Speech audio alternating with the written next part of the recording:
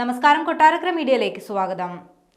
ബോബി ചെമ്മണ്ണൂരിനെതിരെയുള്ള തുടർ നടപടികൾ അവസാനിപ്പിച്ച് ഹൈക്കോടതി. നടി ഹണി റോസിന്റെ പരാതിയിലെടുത്ത കേസിൽ ജാമ്യം ലഭിച്ചിട്ടും പുറത്തിറങ്ങുന്നത് വൈകിപ്പിച്ച സംഭവത്തിലാണ് തുടർ നടപടികൾ അവസാനിപ്പിച്ചത്. വിഷയത്തിൽ ബോബി മാപ്പ് പറഞ്ഞതിനെ തുടർന്നാണ് നടപടി. സംഭവിച്ച കാര്യങ്ങളിൽ സങ്കടമുണ്ടെന്നും നിരുപാധികം മാപ്പപേക്ഷിക്കാൻ തയ്യാറാണെന്നും മാധ്യമപ്പട വന്ന് ചുറ്റിയപ്പോൾ സംഭവിച്ചു പോയ പ്രതികരണമാണിതെന്നും ബോബി ചെമ്മണ്ണൂർ പറഞ്ഞു. ഇന്നലെ ജയിലിൽ നിന്നും ഇറങ്ങാനുള്ള സാഹചര്യം ഉണ്ടായിരുന്നില്ല. മെട്രോയുടെ പണി നടക്കുന്നതിനാൽ ട്രാഫിക് ബ്ലോക്ക് കാരണമാണ് സമയത്ത് എത്താനാകാതിരുന്നതെന്നും ഇതുവരെ കോടതിയെ ധിക്കരിച്ചിട്ടില്ലെന്നും ബോബി ചെമ്മണ്ണൂർ വ്യക്തമാക്കി.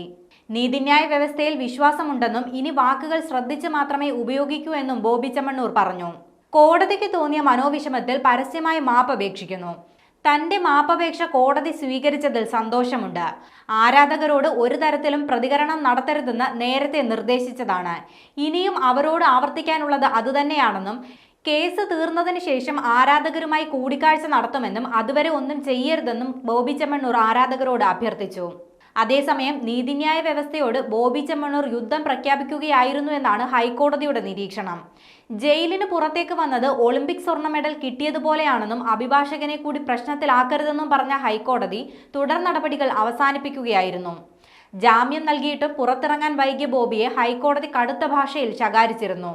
ബോബി ചെമ്മണ്ണൂരിൻ്റേത് നാടകമാണെന്നും തടവുകാർക്കൊപ്പം ജയിലിൽ ആസ്വദിക്കട്ടെ എന്നുമായിരുന്നു കോടതിയുടെ വിമർശനം. ബോബി മാപ്പപേക്ഷിച്ചെങ്കിലും കോടതി അത് ചെവിക്കൊണ്ടില്ല. ഇന്നുച്ചയ്ക്ക് 1:45 നേരിട്ടെത്തി ഖേദം പ്രകടിപ്പിക്കാൻ കോടതി നിർദ്ദേശം നൽകുകയായിരുന്നു. ജുഡീഷ്യറിയോടാണ് അദ്ദേഹം കളിക്കുന്നതെന്നും കോടതി പറഞ്ഞു. തുടർന്ന് ഉച്ചയ്ക്ക് 12 മണിക്ക് തൃശൂരിൽ വിളിച്ചു ചേർത്ത വാർത്താ സമ്മേളനം ബോബി ചെമ്മണ്ണൂർ 4 മണിയിലേക്ക് മാറ്റുകയായിരുന്നു.